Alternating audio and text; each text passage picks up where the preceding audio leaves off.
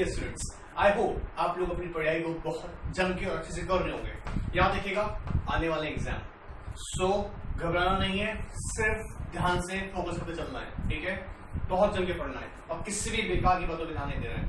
Now let's start with section 196 में discuss करने वाला हूँ। इंपॉर्टेंट सेक्शन है, ध्यान सुनेगा, पूरा का पूरा सेक्शन डिस्कस कर दूंगा आज, ध्यान से बस। ये बात करता है अपॉइंटमेंट ऑफ, ध्यान सुनेगा, एमडी और मैनेजर एंड डब्ल्यूटीडी। पास समझेगा बहुत ध्यान से। सेक्शन 196 बात करता है appointment of manager, MD, WTD. Clear? अब यहां पर इसका सबसेक्शन 1 पहली बात करता है no company shall appoint MD and manager at the same time. At the same time मतलब अगर कंपनी में अपॉइंटमेंट होगी एमडी एंड मैनेजर, तो देखिएगा, याद रखिएगा, इसमें सिंपल सी बात है, दोनों की फंक्शनिंग एक ही है, मैनेजिंग एंड मैनेजर बात एक ही है, दोनों का रोल एग्जैक्टली एक ही है। बट यहां जो डिफरेंस क्रिएट होता है, जो कि बहुत इंपॉर्टेंट है, ध्यान सुनेगा। कहना मैं चाहता हूं आप लोगों से कि एक कंपनी के अंदर, कोई सारी कंपनी हो, ध्यान से, कोई सारी कंपनी हो, एक कंपनी के अंदर एक ही टाइम पर मैनेजिंग डायरेक्टर एंड मैनेजर एक साथ नहीं हो सकते हैं। या तो सिर्फ वहां मैनेजर होंगे या फिर मैनेजिंग डायरेक्टर, बिकॉज मैंने बताया इनको, इनका फंक्शनिंग एक है। कंपनीज एक्ट ने सेक्शन 2 क्लॉज 53 में डिफाइन किया हुआ है मैनेजर को, section 2 clause 53, whereas MD is defined in clause 54। पहली बात, अब यहां पे आपको थोड़ा क्लियर कर दूं, मैनेजिंग डायरेक्टर बनने के लिए, क्योंकि इसकी डेफिनेशन कहती है managing director means a director, which means a person must be a first director to become a managing director. But ऐसा मैनेजर केस में नहीं है। मतलब कोई भी पर्सन, कोई भी इंडिविजुअल क्या बन सकता है? मैनेजर। कौन अपॉइंट करेगा? Board of director. उन किसके अंडर सुपरविजन होंगे? वो बोर्ड ऑफ डायरेक्टर के। तो जो भी मैनेजर होगा वो अपनी जो पावर एक्सरसाइज करेंगे वो कैसे करेंगे, और उनके पास भी क्या सब्सटेंशियल पावर होगा? Answer is yes. जैसे कि मैनेजिंग डायरेक्टर के पास सब्सटेंशियल पावर होता है जो कि उन्हें दिया जाता है, ठीक है। मैं आपको उससे पहला सेशन बता चुका हूं, 4 से। क्लियर? ऐसे ही मैनेजर केस में क्या होगा, मैनेजर को भी बोर्ड ऑफ डायरेक्टर जो है वो पावर डेलीगेट करेंगे, कुछ उन्हें फंक्शन देंगे, लेकिन वो जो काम करेंगे under the supervision of board of director करेंगे। तो यहां एक इंटरेस्टिंग बात आती है कि क्या एक डायरेक्टर मैनेजर बन सकता है? Answer is yes. क्या ये जरूरी है कि वो आदमी डायरेक्टर हो? क्या वो इंसान डायरेक्टर हो तभी वो मैनेजर बनेगा? It is not mandatory. But अगर हम बात करते हैं जब मैनेजिंग डायरेक्टर, और याद सुनेगा, बहुत ध्यान सुनेगा, ये इंटरप्रिटेशन बहुत साफ होती है, बहुत सिंपल सी बात है। इनकी अगर डेफिनेशंस को हम रीड कर रहे हैं तो इसकी डेफिनेशन से ही इसकी मीनिंग साफ है। वो कहता है कि a person can be a manager includes, और इस पर्सन के बारे में बोलते हैं includes a director can also be a manager, but it is not mandatory कि डायरेक्टर होना जरूरी है मैनेजर बनने के लिए, बट ऐसा एमडी केस में होता है। मैं फिर कह रहा हूं, इससे पहले वाला सेक्शन आपके समझ लिया होगा। तो मैंने पहला सब सेक्शन आपको बोला कि सब सेक्शन फर्स्ट क्या कहता है, no company shall appoint managing director and manager at the same time. Clear एकदम? सब सेक्शन 2 को जरा फोकस करते हैं। सब सेक्शन 2 क्या कहता है? ध्यान सुनेगा। ये कहता है एक्चुअली जो इनकी अपॉइंटमेंट होगी, इन तीनों का हम बात कर रहे हैं, इस तीनों कैटेगरी से डेजिग्नेशन, इसकी भी हम अपॉइंटमेंट की बात करेंगे। कहता है term maximum 5 years at one time. Sir term मतलब कितने टाइम के लिए अपॉइंट हो सकते हैं? At one time maximum 5 years। क्या इनकी appointment at one time 6 years हो सकती है? Answer is no. 6 साल के लिए अपॉइंटमेंट नहीं हो सकती है। तो सर इनकी अपॉइंटमेंट 2 साल हो सकती है? Answer is yes. मतलब एक बार में जो इनकी अपॉइंटमेंट होगी वो मैक्सिमम कितने टाइम के लिए होगी? 5 year के लिए। ध्यान से, बहुत ध्यान से सुनना चल जाएगा। अगर हम बात करें इनके रीअपॉइंटमेंट की, तो रीअपॉइंटमेंट हो सकता है? Answer is yes.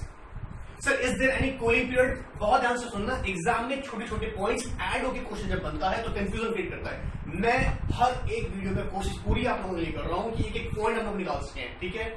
जो उसके साथ पढ़ना है, क्योंकि याद रखिएगा एग्जाम आ गया है और एग्जाम को सिर्फ पास नहीं करना है, एग्जाम क्रैक नहीं करना, एग्जाम्पशंस चाहिए। Alright, please pay attention. मैं यहां कह रहा हूं आपको रीअपॉइंटमेंट क्या पॉसिबल है? ऑफ कोर्स रीअपॉइंट पॉसिबल है। अब इसको समझना, क्या रीअपॉइंटमेंट के लिए कोई कूलिंग पीरियड होगा? कूलिंग पीरियड का मतलब समझो, कूलिंग पीरियड का मतलब किसी डायरेक्टर, देखो, एंड रीअपॉइंटमेंट, ठीक है, ये एक पीरियड समझो, ध्यान से सुनिएगा, अपॉइंटमेंट एंड रीअपॉइंटमेंट, ठीक है। मान लीजिए मिस्टर ए को एमडी बनाया गया कंपनी में, तो हम मैक्सिमम कितने टाइम के लिए अपॉइंट कर सकते हैं उनको? 5 ईयर के लिए, ठीक है। अब अगर उन्हें रीअपॉइंट कर रहे हैं तो सर रीअपॉइंट करने के लिए क्या कुछ सालों के गैप के बाद उन्हें रीअपॉइंट करेंगे? Answer is no.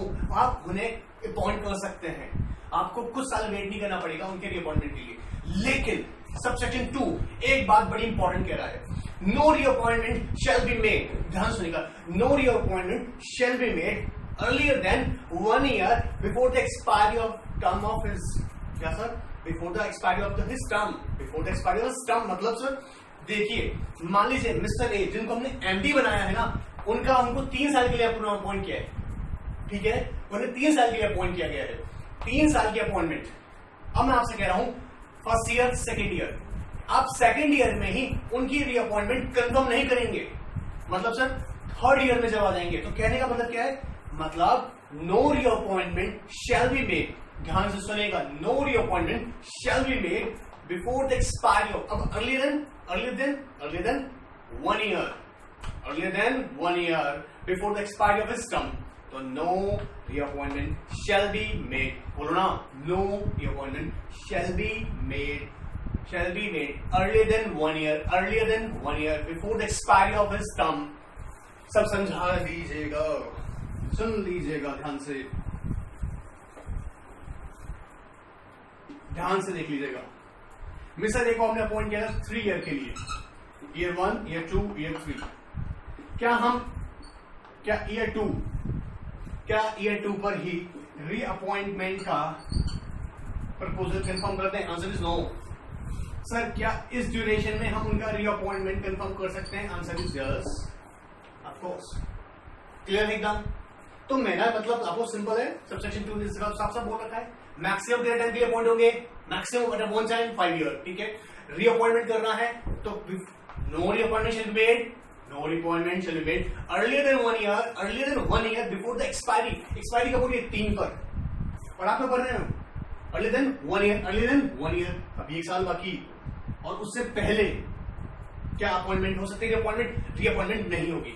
कब होगी? क्या था लास्ट ईयर बता सकते हैं? हाँ, एक्चुअल प्रोसेस तो ये होगा, लास्ट ईयर नहीं करो। क्लियर? विदाउट नाउ, अब ध्यान सुनते चल जाएगा, बहुत ध्यान से। Sir is it mandatory to become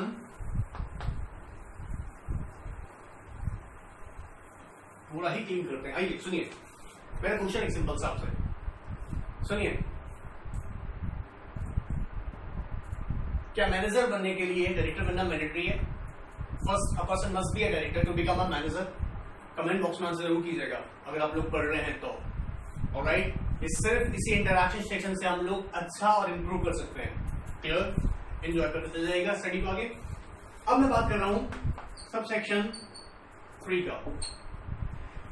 subsection 3 ने 4 ऐसे ग्राउंड्स बोले हैं जहां पर इन तीनों पर्सन के अपॉइंटमेंट नहीं हो सकते, मतलब डिस्क्वालीफाइड है ये लोग। कैसा?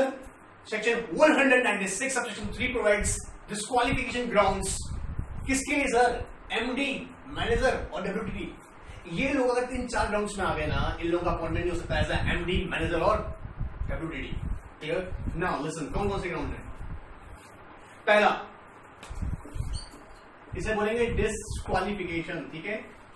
नॉट बिलो, अगर मैं आपको सिंपल सी बात बोल रहे हैं, हम याद ही कर ले सीधा, नॉट बिलो, देखो ना, not below 21 year age and not attend 70 year. पुराना वाला अमेंडमेंट हट चुका है, 75 नहीं है, 70 ईयर है, ठीक है। अब तुम यहां पे कंसेप्ट समझ लो, आपके लिए मोस्ट प्रोबेबली अगर मैं क्वेश्चन कहूं 96 से 196 से उठाया जाए तो इस क्वेश्चन से उठाने के चांसेस बहुत हैं। क्या? ध्यान सुनना, क्या कह रहा है? पहली बात, मतलब टू बिकम मैनेजिंग डायरेक्टर और मैनेजर और WTD. A person must be completed age of 21 years, 21 साल का तो होना चाहिए। लेकिन अब suppose if he has attend the age of 70 then he is not eligible. अब यहीं पर एक कंसेप्ट निकल के आता है, क्या होगा?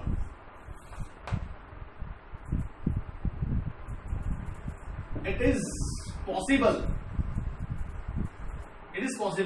कहना ऐसा हो सकता है इफ अगर SR in GM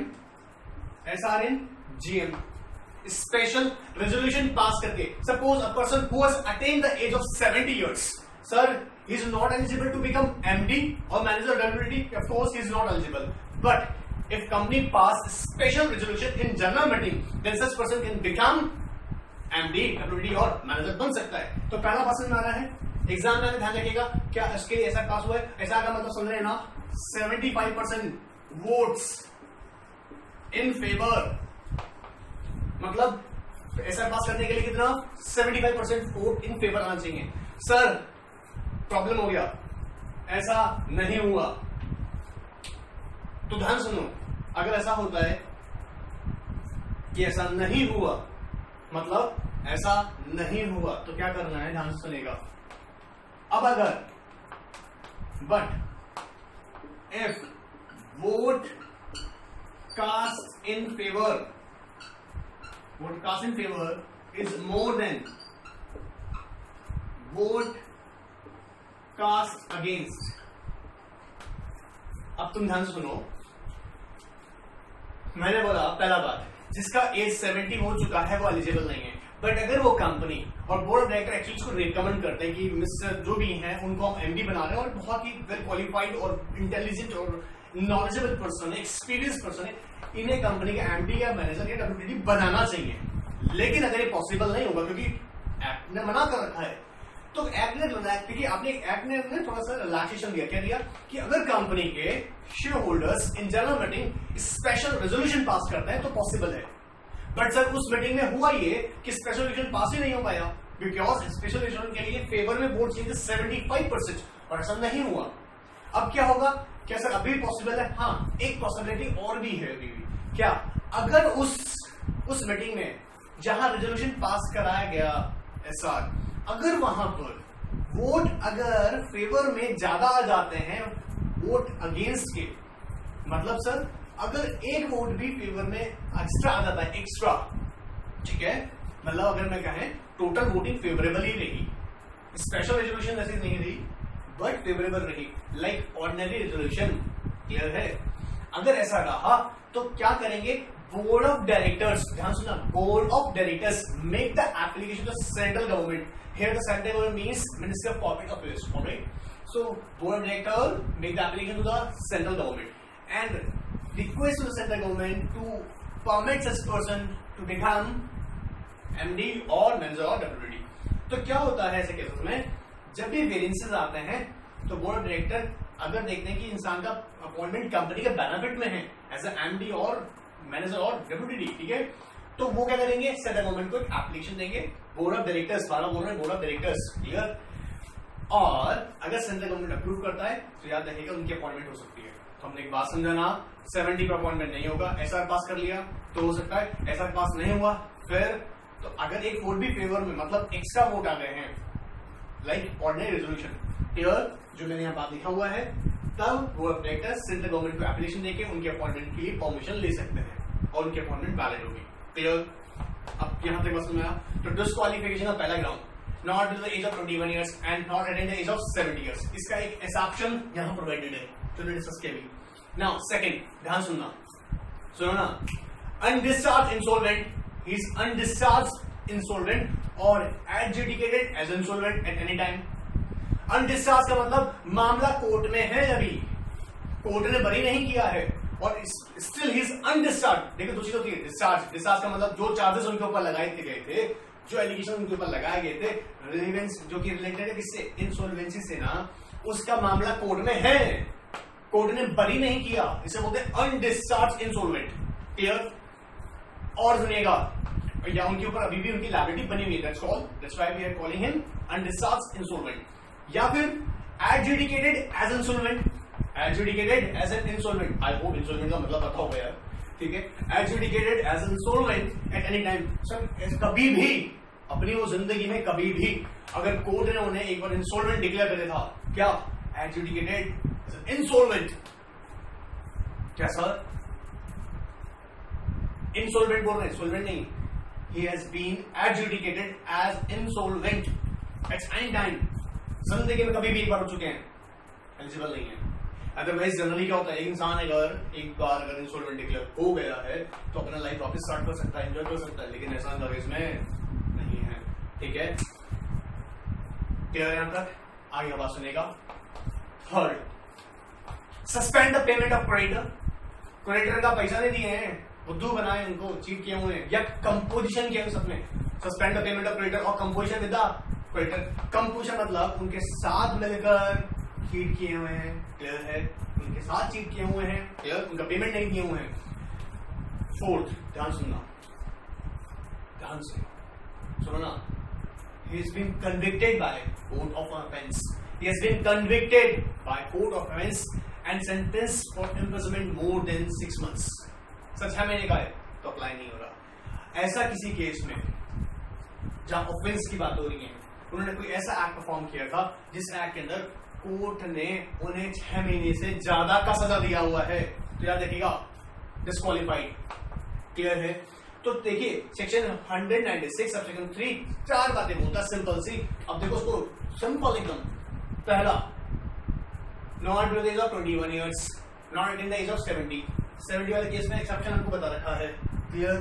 फिर सेकंड बोला अनडिस्चार्ज इंसॉल्वेंट और adjudicated as an insolvent at any time, clear. Third, suspend the payment of creditor, suspend the payment of creditor और make the composition with them, clear. And the fourth simple है, convicted by court of an offense and sentenced for imprisonment is more than 6 months, clear है। ये 4 disqualification provided है under subsection 3, simple. अब एक बात सुनेगा, बहुत ध्यान सुन सुनेगा। सबसेक्शन 4 जो है ना, अपॉइंटमेंट के बारे में बात करेगा आपसे, मैं डिटेल में इसको बहुत ज्यादा डिस्कस कर रहा हूं, आप सिर्फ ध्यान से सुनिएगा, ठीक है। अब सुनिएगा एक और बात मजे का। अगर हम लोग बोले हैं सबसेक्शन 4 में मैं आपको समझाने की कोशिश करूंगा अपॉइंटमेंट एग्जैक्टली होता कैसे है, बट यही खास खेल आ रहा है, जनरल सेक्शन इसे अलग बात चला जाएगा, ठीक है, इंटरप्रिटेशन इंपॉर्टेंट चल जाएगी। देखिए, appointment of MD, manager and WTD, सुनना कैसे होगा, बहुत सिंपल है। देखो ऐसे मैं डिफरेंशिएट करता हूं, पब्लिक कंपनी, ठीक है,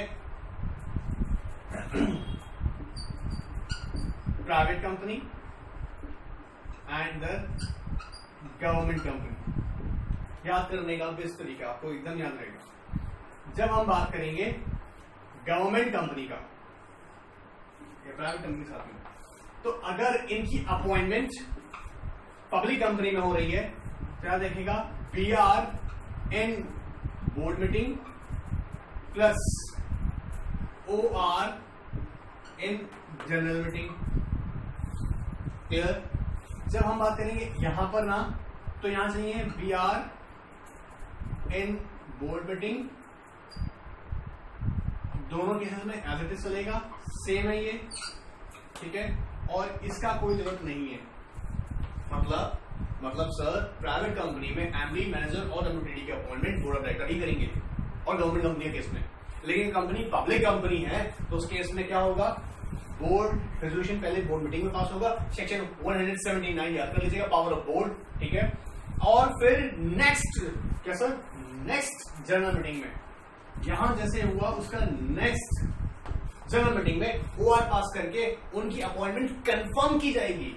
यहां होती है confirmation by company in general meeting, simple एकदम। कंफर्मेशन कहां होगी, जनरल मीटिंग में, नेक्स्ट जनरल मीटिंग में, सिंपल है। अब यहीं पर एक बात सुन चले जाओ, आप मुझे सुनना, यहां बात सुनना है आप लोगों को, एकदम क्लियर है।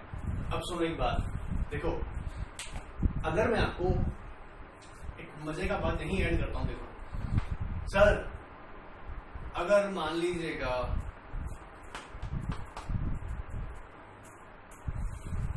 शेड्यूल 5 को इंट्रोड्यूस करने का वक्त आ गया। अब समझाओ, अब आप समझो थोड़ा सा। मैं इसे हटाता हूं आपके लिए ताकि अब हम इन पे फोकस कर सकें। यहां तो बात खत्म हो चुका, प्राइवेट कंपनी और government company, private company and government company के इसमें हमने पहले ही आपको बता दिया कि उसके अंदर क्या बोल रहे हैं।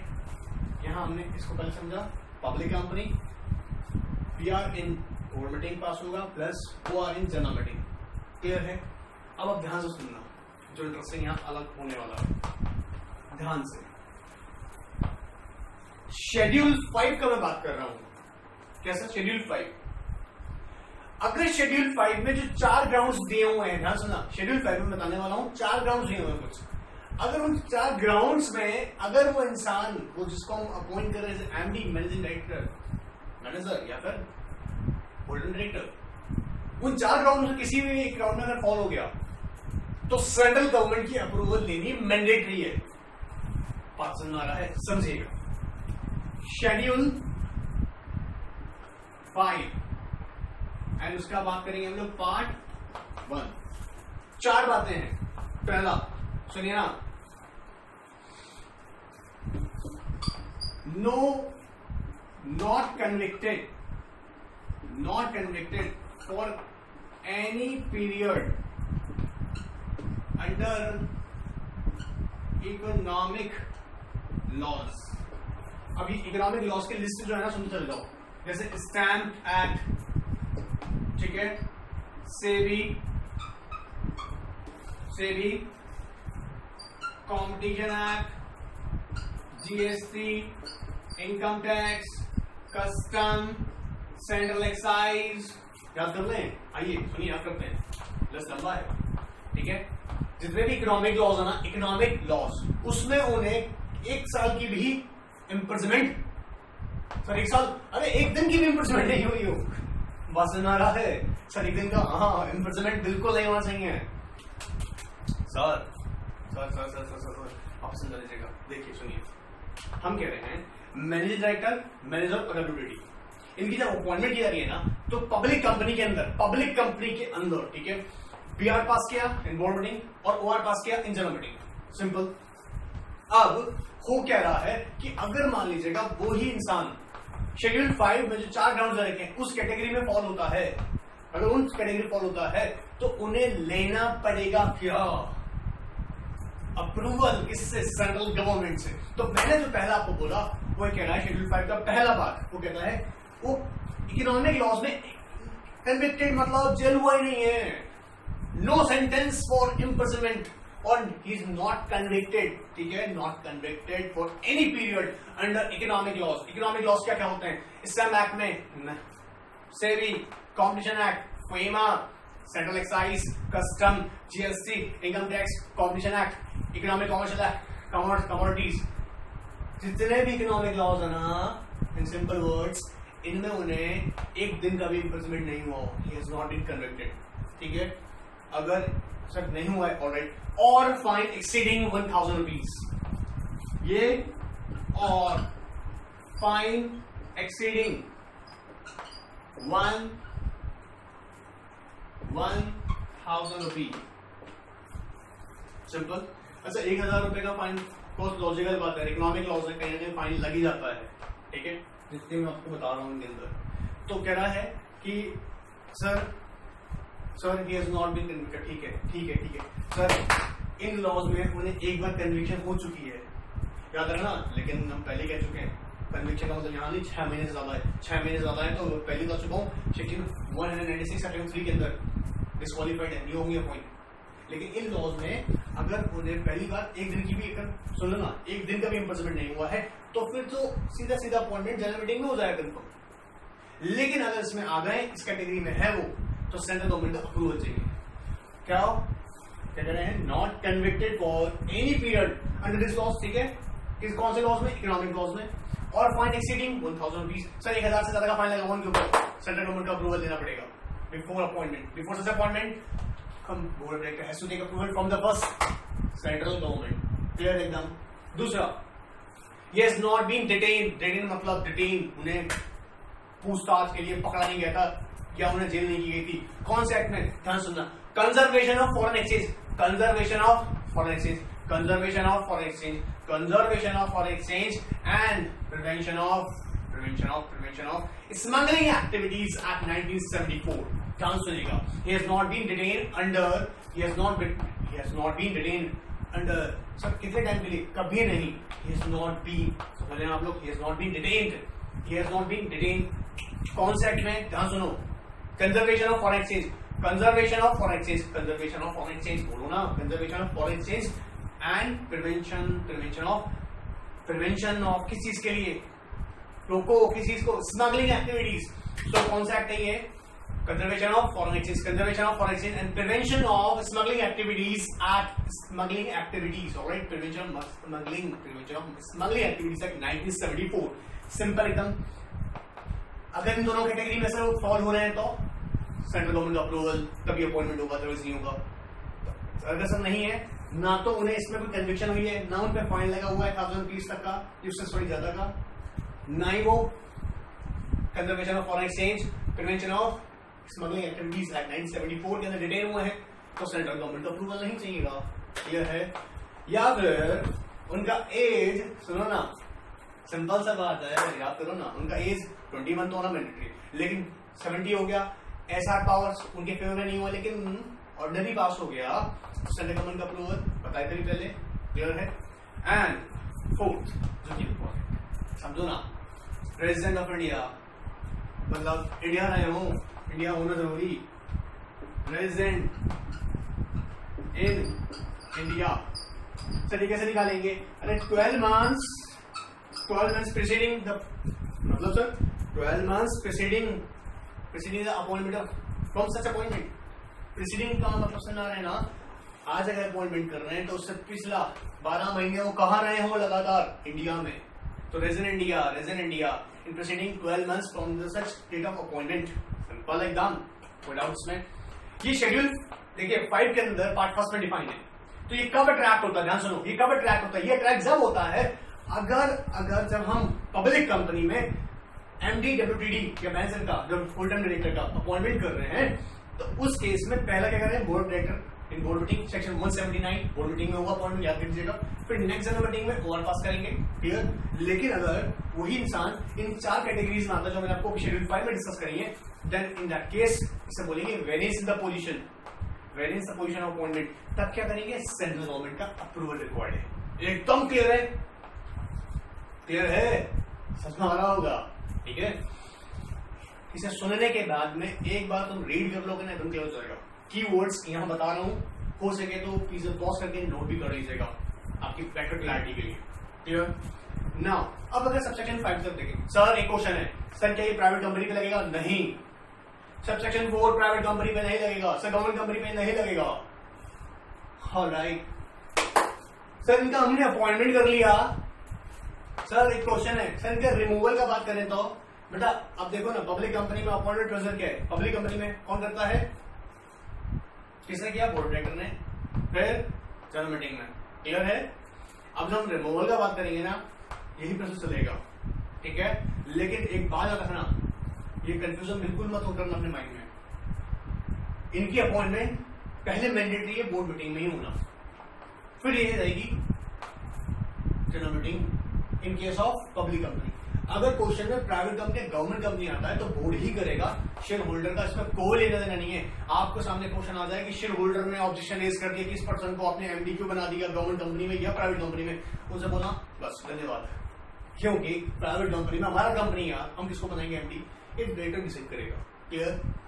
पब्लिक कंपनी में प्रोविजन ट्रैक होता है कि शेयर होल्डर से भी आपको ओआर पास करवाना पड़ेगा. क्लियर? सर अपॉइंटमेंट हो गया, आरओसी को इंटीमेट कर दें. हाँ, आरओसी को इंटीमेट करना मैंडेटरी है. ठीक है? तो आरओसी को इंटीमेट करने के लिए एक बात को ध्यान से रखिएगा, आरओसी को इंटीमेट करेंगे इनके बारे में. आरओसी को इंटीमेट करने के लिए MR1 मैनेजमेंट फॉर्म जो होगा, तो क्या लिखेंगे इसको? Intimate to ROC. किसी फॉर्म में? MR1 में. within 60 days of such appointment. मतलब सिंपल सा है, उनके अपॉइंटमेंट होने के ठीक 60 दिन के अंदर form number MR1, MR stands for manager remuneration, इसके रूल्स पढ़ रहे हैं लोग, ठीक है ना। तो मैनेजर रिम्यूनरेशन फॉर्म नंबर 1 में विद इन 60 डेज इंटीमेट करना टू द ROC। किसके बारे में? रिटर्न ऑफ पर्टिकुलर्स, जिसको अपॉइंट किया गया है उनकी डिटेल्स दीजिएगा। सर इनमें DIR12 भी रहता है? हाँ जी, इनके साथ में फॉर्म DIR12 भी रहता है, ये रहता है with in 30 days of such appointment. Clear है? यहाँ ये DIR12 जो बेसिकली इंटीमेट करते हैं ROC को। ROC को किस बारे में इंटीमेट करते हैं? जो हमारी कंपनी में डायरेक्टर्स या KMP अपॉइंट हुए उनके पर्टिकुलर्स के बारे में, उनके रजिस्टर्स के बारे में। क्लियर है? अब ध्यान सुनेगा। और अगर कोई सा चेंज हो गया तो DIR12 जाएगा।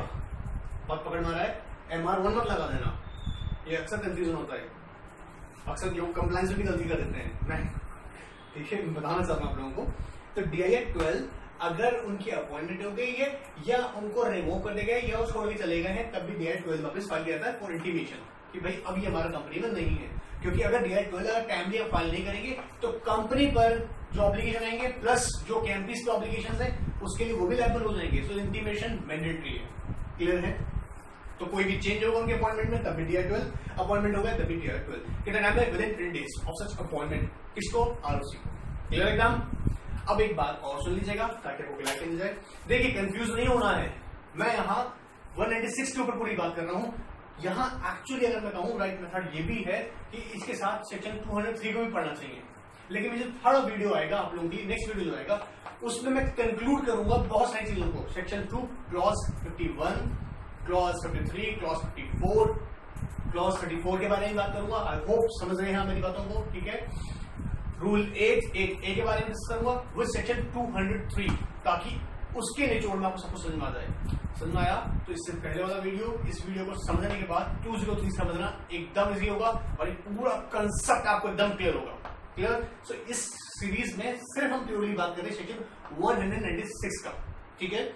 अब सबसेक्शन 4 की बात करता हूं, ध्यान से सुनते रहिएगा। सबसेक्शन 4 क्या कहता है? Sorry, subsection 5। आपको याद होगा मैंने एक चीज बताया था कि अगर कोई डायरेक्टर अपॉइंट हो गया, आप देखिए यहां पर हो क्या रहा है, हमने समझा था कि एक ही अपॉइंटमेंट काउंट कर रहा है board of director in case of public company. Alright, in case of public company appointment कैसे किया बोर्ड ऑफ डायरेक्टर ने, फिर इनकी कंफर्मेशन का होगी नेक्स्ट जनरल मीटिंग में। Sir during this period appointment हुआ बाय बोर्ड ऑफ डायरेक्टर और जब तक कंफर्मेशन नहीं हो रही कहां पे? जनरल मीटिंग में। तो सर इस पीरियड में जो भी एक्ट्स परफॉर्म करेंगे क्या वो इनवैलिड हो जाएंगे अगर जनरल मीटिंग में उनकी अपॉइंटमेंट कंफर्म नहीं हुई? Answer is no. आप जानते हैं वो वैलिड रहेंगे। आपको याद हो मैंने बताया था, आपको कमेंट बॉक्स में आंसर करना है ये किस सेक्शन के अंदर हमने डिस्कस किया हुआ है। एक्टिव होकर पार्टिसिपेट कीजिएगा प्लीज, मैं तो पढ़ना सब बेस्ट है। क्लियर? सो मैंने आपको क्या बताया, सब सेकंड वाइब कह रहा है कि अगर कोई डायरेक्टर जनरल मीटिंग में कंफर्म नहीं हो पाता उसकी अपॉइंटमेंट, तो जो भी एक्ट्स उन्होंने किए होंगे ड्यूरिंग दैट पीरियड, क्लियर, वो वैलिड रहेंगे। बट उसके बाद वो एक्ट्स उनके वैलिड नहीं होंगे अगर उनकी अपॉइंटमेंट कंफर्म नहीं होती जनरल मीटिंग। क्लियर है? थोड़ा सा करते हैं। डिफैक्ट और डिस्क्वालिफाइड, अगर ये फैक्ट नॉलेज में आता है लेटर ऑन, तो उससे पहले जो भी एक्ट परफॉर्म किए वो एक्ट्स उनके लिए वैलिड रहेंगे, बट वो फैक्ट नॉलेज में आने के बाद से वो एक्ट्स वैलिड नहीं होंगे। ऑलराइट, ठीक है। अब इसमें हम सेक्शन 196 को मैं एक बार पूरा रिवाइज कर रहा हूं, आप अब एक बार पूरा ध्यान से सुनना, ठीक है। इंटरप्रिटेशन नहीं करूंगा, कर चुका हूं, ध्यान सुनना। सेक्शन 196 कहता है अपॉइंटमेंट ऑफ MD, WDD और manager. If same time manager और MD अपॉइंटमेंट नहीं होगा, appointment maximum at one time 5 years, ठीक है। रीअपॉइंटमेंट अर्लियर देन 1 year नहीं होगा। क्लियर है?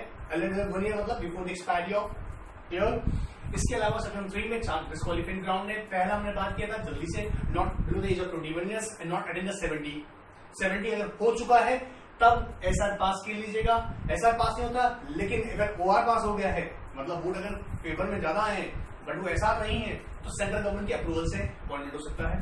दूसरा, अनडिस्चार्ज इंसोल्वेंट है, डिस्क्वालिफाइड है, या फिर एजुकेटेड एज एन इंसोल्वेंट, कभी भी इंसोल्वेंट डिक्लेयर हो चुके हैं, कभी भी एक बार हो चुके हैं वो, तब भी वो अपॉइंटमेंट नहीं हो सकता। पर पेमेंट किसका? Suspend payment of creditors. Payment suspend मतलब चीट किया क्रेडिटर्स, आपने पेमेंट धोखा दे दिया, पैसा नहीं दिया उनका, ठीक है। कि कंपोजिशन किया है उनके साथ मिलकर, ठीक है, मिलके कंपोजिशन किए हुए हैं, ठीक है। एंड लास्ट हमने ग्राउंड बताया आपको क्या, फटाफट convicted by court of an offense, convicted by court of offense. Sir कितना? तो पीरियड मोर देन 6 months, याद रखना मोर देन 6 months कह रहा हूँ, ठीक है। ये हमने बात किया कैसे अपॉइंटमेंट होगा पब्लिक कंपनी में, by board in the board meeting under section 179, section 179 क्या हुआ है इसमें, और फिर ओआर इन जनरल मीटिंग। लेकिन प्राइवेट गवर्नमेंट कंपनी देखें तो ये सेक्शन अप्लाई नहीं होगा, सिर्फ बोर्ड मीटिंग में ही उनका अपॉइंटमेंट होगा, ठीक है। ओआर नहीं चाहिए उनको, जनरल मीटिंग आने होते हैं। इसके बाद छोटी छोटी बातें एग्जाम में आती हैं, ठीक है। इसके बाद हमने कहा शेड्यूल 5 को रीड किया। शेड्यूल 5 मतलब गवर्नमेंट अप्रूवल चाहिए होगा या नहीं चाहिए होगा।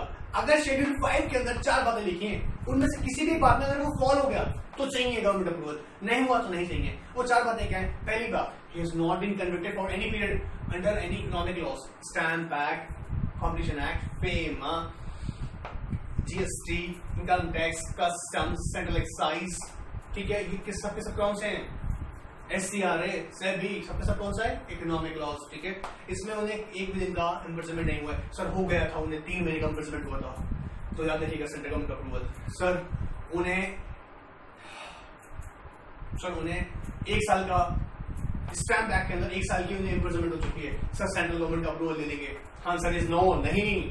अरे डिस्क्वालीफाइड हो गया ना, 6 महीने से ज्यादा का सुना रहा है, 6 महीने से ज्यादा का सजा होते ही वैसे डिस्क्वालीफाइड हो जाएगा, तो अप्रूवल नहीं चलेगा। हम तो कह रहे हैं अगर इनमें पहली बात तो नहीं हुआ हो तो 6 महीने तक का भी हुआ है तो अप्रूवल मिल सकता है, तो लेना पड़ेगा, ठीक है। जनरल मीटिंग में काम नहीं चलेगा, ठीक है। या फिर एक भी दिन के लिए किसमें डिटेन नहीं हुए हो, under conservation of foreign exchange and prevention of smuggling activities act 1974, clear. Third हमने बात किया क्या, third ground at the age of 21। Sir उनका अभी 20 साल का उम्र है, क्या उन्हें अपॉइंट कर दें? Of course not. Sir central government से अप्रूवल ले लें, अरे रहने दो रे, समझा रहा है।